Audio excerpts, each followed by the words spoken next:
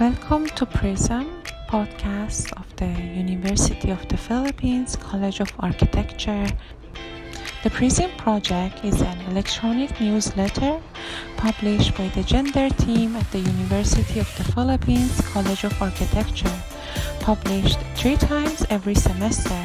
It informs UP College of Architecture faculty, staff, and students of relevant developments, updates, events, and news concerning gender, equality, and women's empowerment in our community, profession, and extension work.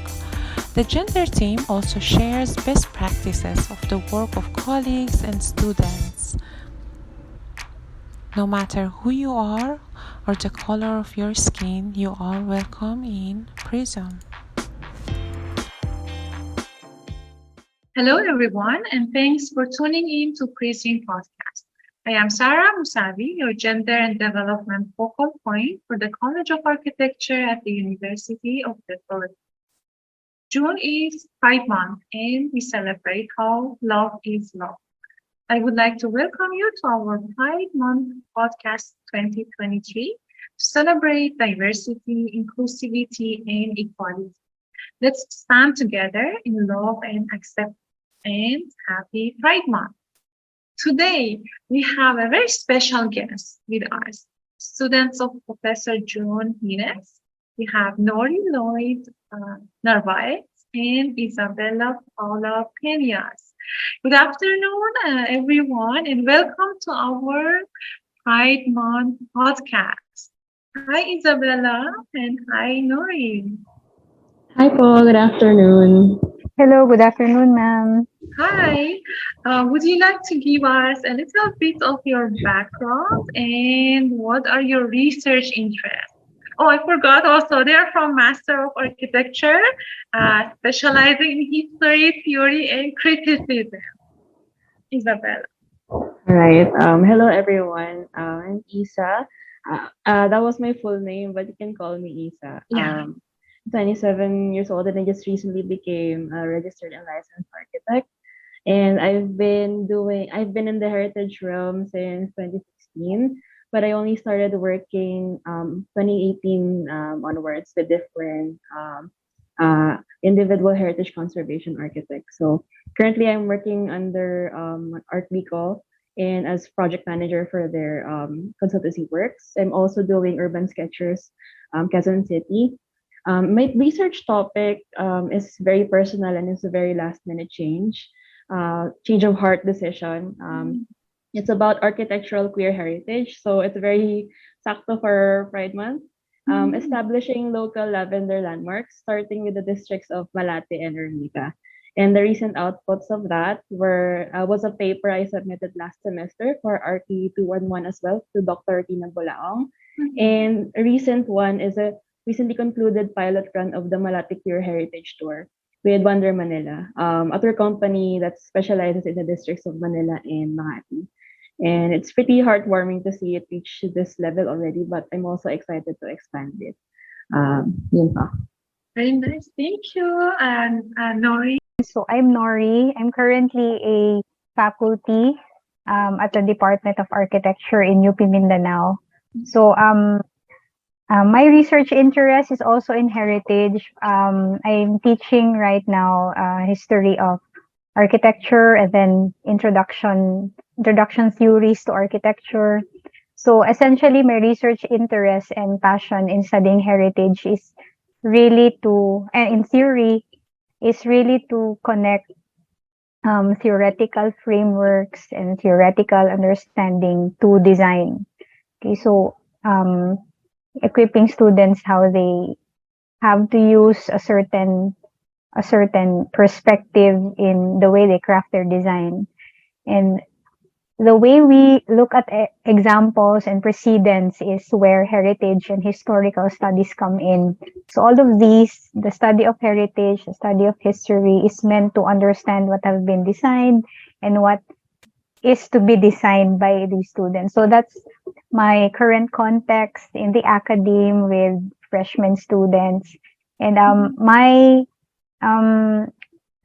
proposed thesis idea or concept, perhaps to be taken a semester from now or 2 semesters from now, is on institutional spaces, especially the Gabaldon School buildings. So it's one of a kind. It's one of a kind since it's one of the few heritage buildings which has been given a nationwide recognition.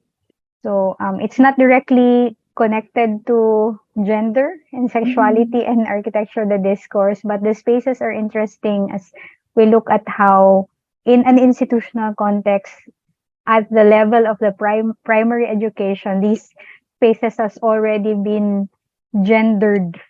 Okay, so that's the discourse I'm interested in. So that's it. Excited to join the next part of the discussion. Thank you, Nori, and thank you, Isa. So I know you've been doing a lot of readings for your class. Tell us about what you're reading and reflecting on that connects architecture with gender and the discourse. Who would like to go first? Isa, you want to go first? Sure, I can go first. Okay. So for this one, I picked the particular favorites from the readings all throughout the semester. One I'll go with them one by one. First is Haraway's Privilege of Partial Perspective. So in the first parts of the semester, Professor June was trying to guide us through the concept of how architecture is influenced by gender and sexuality, little by little. So from the macro, letting us understand that we have the privilege of partial perspective, and that allows us to draw unique narratives from our point of view. And those unique narratives may or may not necessarily be game changers in how we view the context of the contemporary architecture. Next is Denise Scott Brown's Room at the Top. This was an essay written by Denise Scott Brown in 1970s, and this was particularly jarring for me because the issues that she mentioned earlier about this, how Robert Venturi was her husband and is a lot more known than her, but they contributed to the postmodernist movement together as a couple. It's just that in the 1990s, Venturi won the Pritzker, but her name wasn't included. So it became an added factor that despite such contributions to the movement, there's still this disparity. There's still this kind of unfair, little bit more male privilege at this point. And it's sad that somehow we still see traces of that in the current times.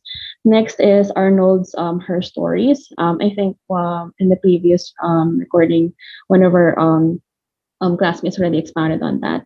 The next one was Zollner, discussing human measurement and how it aided, how the concept of human measurement kind of created this system, a social contract of measurement, and how us as our optics with regards to this, how it still affects us and how it is kind of biased. So parang how we view what measurement is, what a certain template is, or what a certain type of architectural typology is, it is still heavily influenced by a certain agreement of what it should be.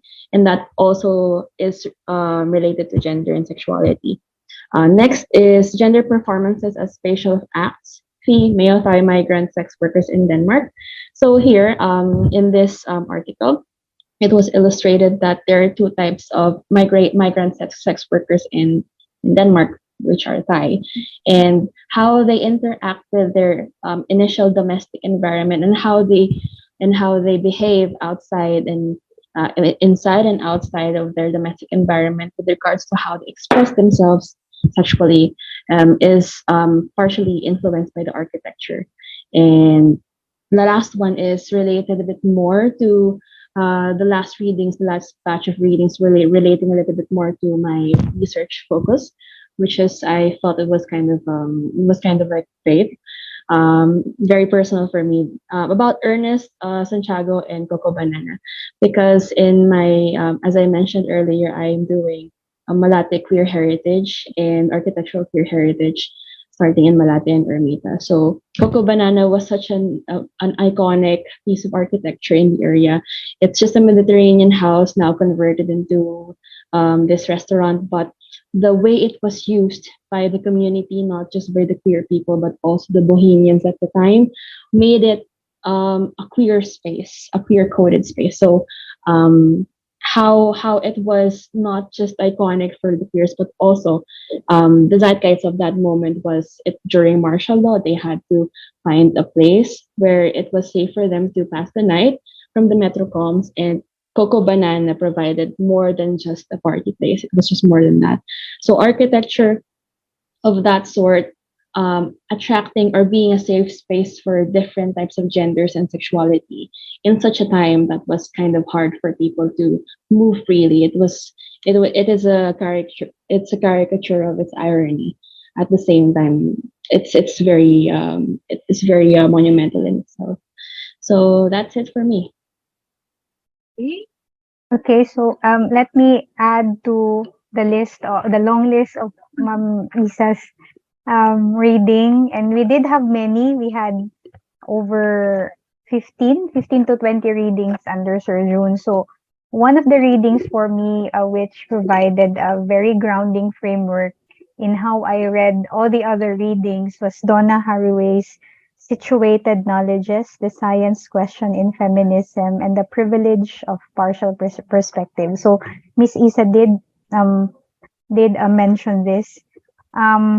This is a lengthy reading, very slightly difficult to read, but the central point tenet of this reading and what she is suggesting is that there's no absolute truth in the way we understand the world, and because there is no absolute truth, we can use frames, different frames, when we try to understand or analyze different contexts or cultures or peoples or sexual orientation or gender preferences. So the metaphor of a frame for me was very useful because I had different thoughts about defining sexuality, for example, and this defining truth, for example. And so the use of a frame gives me the opportunity to interact with these ideas without necessarily having to accept them. So a frame can be used to understand, elaborate, explain, expound, while still maintaining a space for mental choice, which of the ideas I will accept or I will just acknowledge. So for me, this first reading, situated knowledges, partial perspective, frames, framing, and the idea that each topic or context we study is itself an entity which may be detached from our own. So knowing, for example, for my opportunity to study an ethno-linguistic group or a certain group of people, when we come in as a researcher, when we come in as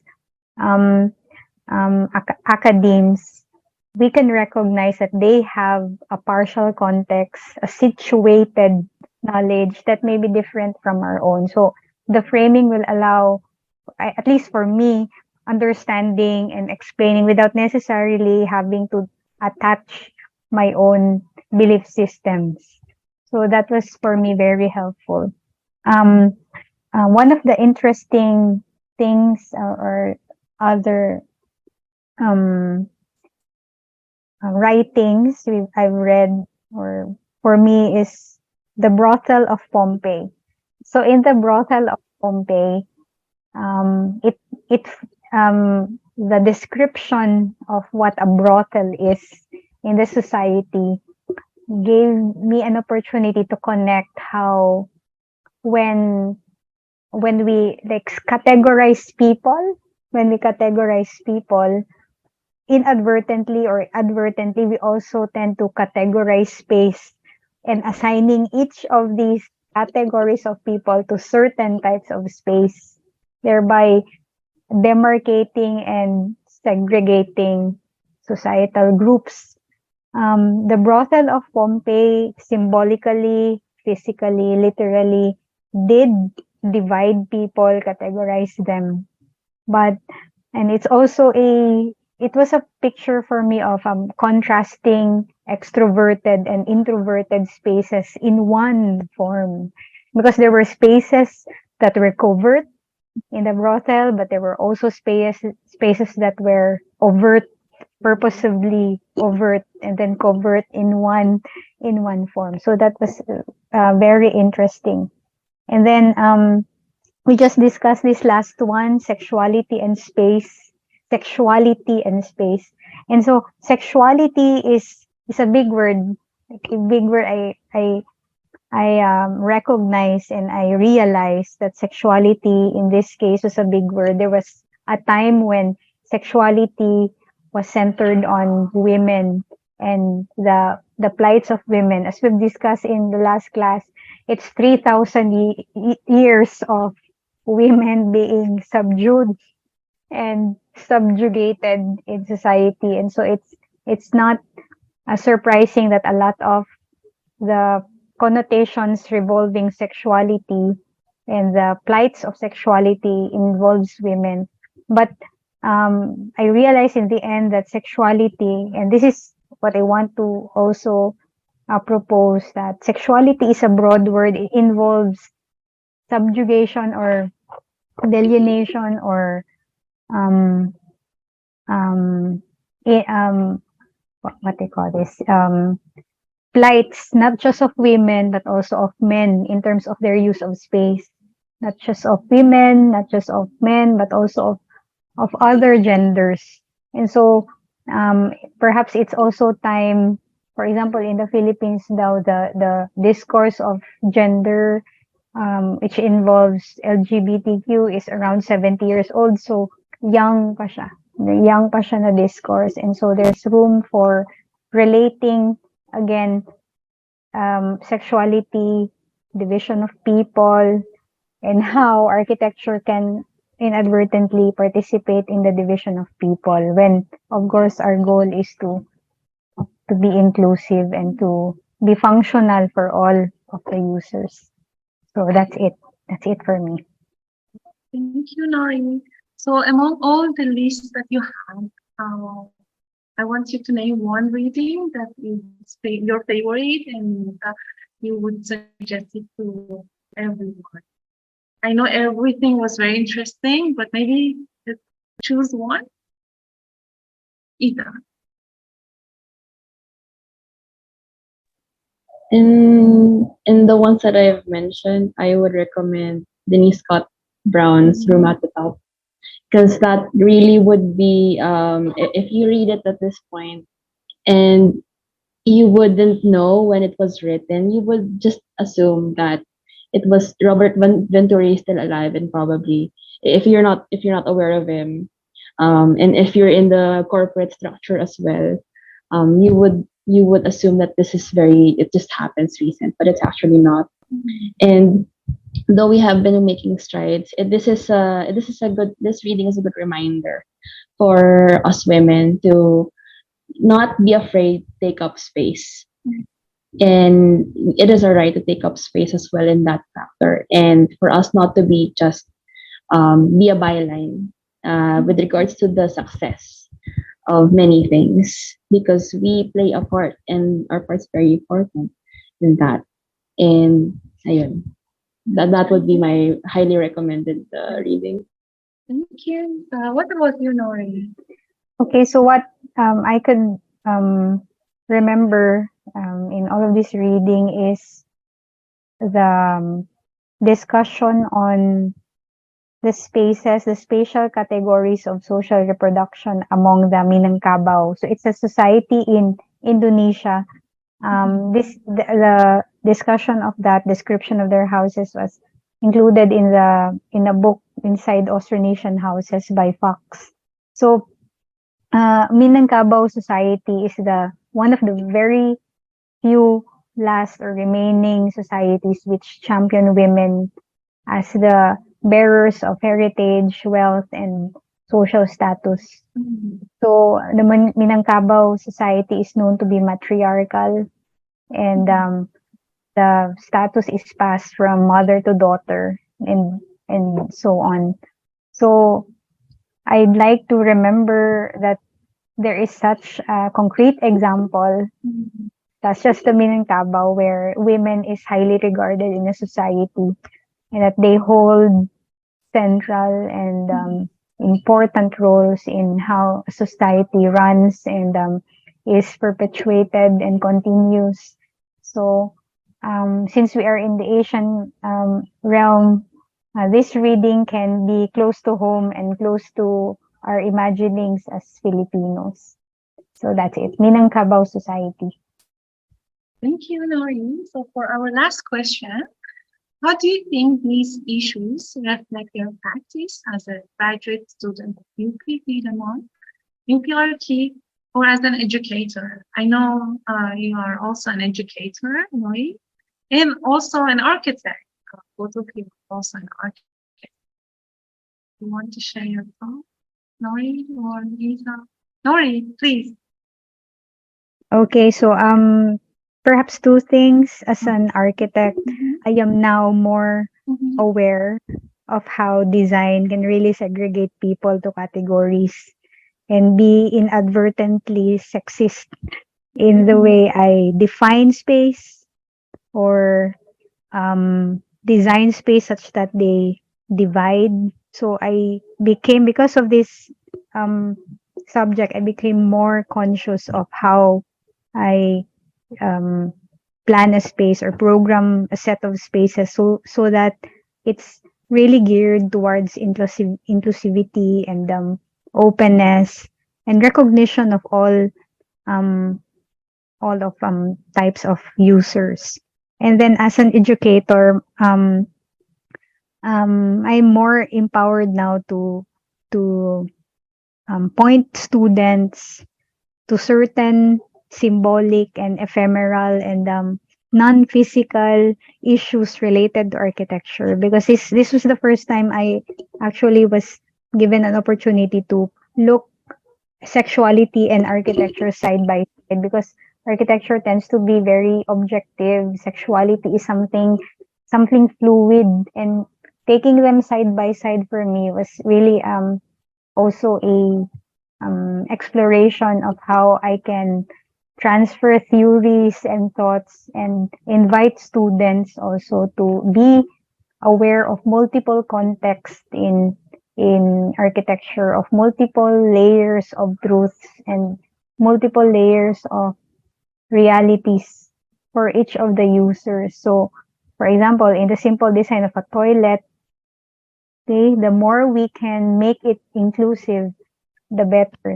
The better message we are sending, that the spaces we are designing are spaces of unity and spaces of um, with generalities. Okay, and then personally for me, what I've learned here is that because sexuality is not a ano ba yan, safe subject.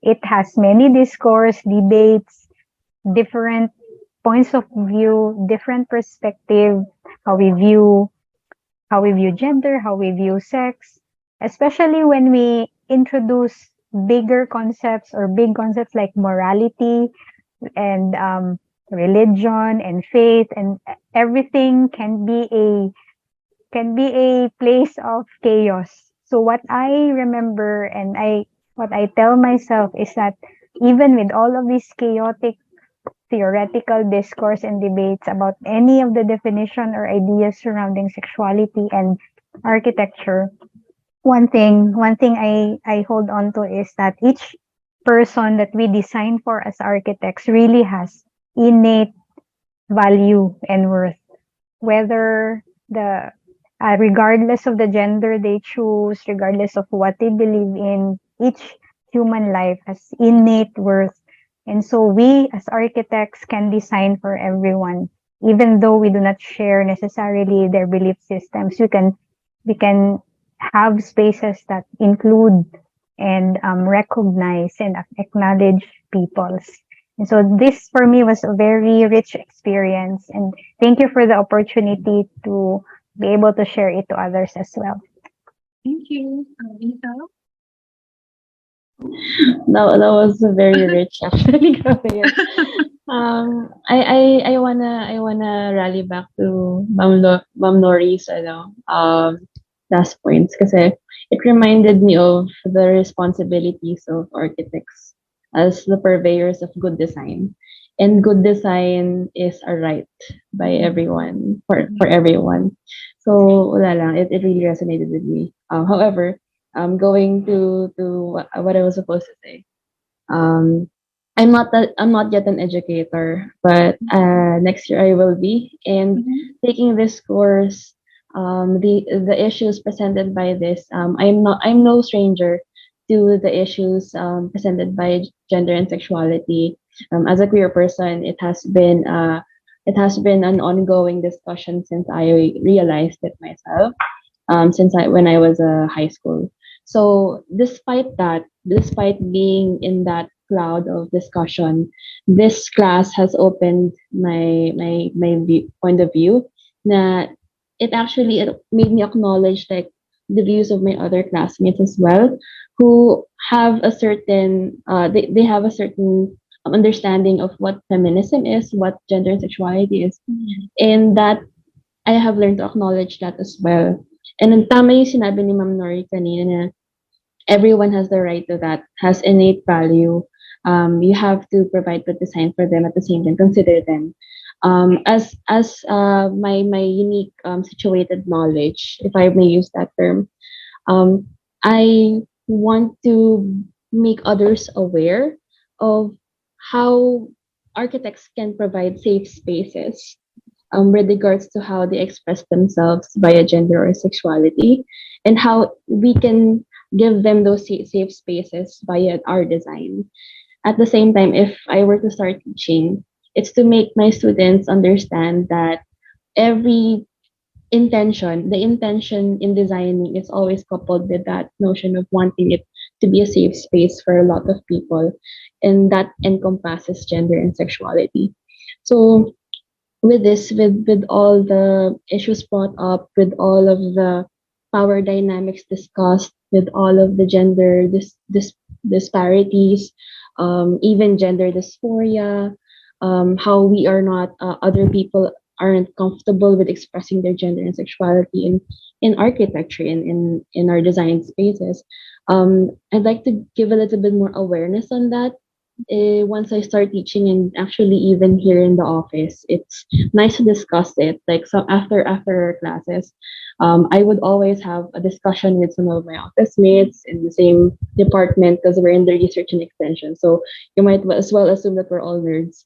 So we would have this discussion, and we really have this healthy discussion. Na, oh, this is what we discussed here, and then actually it goes a little bit different from how we understand na, this concept can be applied pala here na we didn't see that, and we thought we saw that. We thought we saw that intersection before, and thankfully, because of such rich discussions in class, such platform that was given to us, it's always a lot better to know a little bit more than you originally thought, and that I think that's the goal of the class naman in as a whole. Na you come out of each session, you come out of each discussion, even heated, hindi man heated, pero like, dumarating sa point kasi na parang it gets so intense. And hindi naman kami nang-aaway or whatnot. Yeah. Pero you would acknowledge that, okay, it's getting to that point. But at the same time, that's the point of this type of discussion about gender and sexuality. You challenge what you think you know. And you come out of it knowing something more. So, ayun lang. I would reflect it. I am excited to reflect it, to share that method of thinking with my students in the future, and learning no less from the best educators here in this class. Ayun. So, you know. Yeah, thank you. Thank you, Nori and Lisa. And thank you all for listening. I am Sarah, and I would like to invite you again to listen in next time.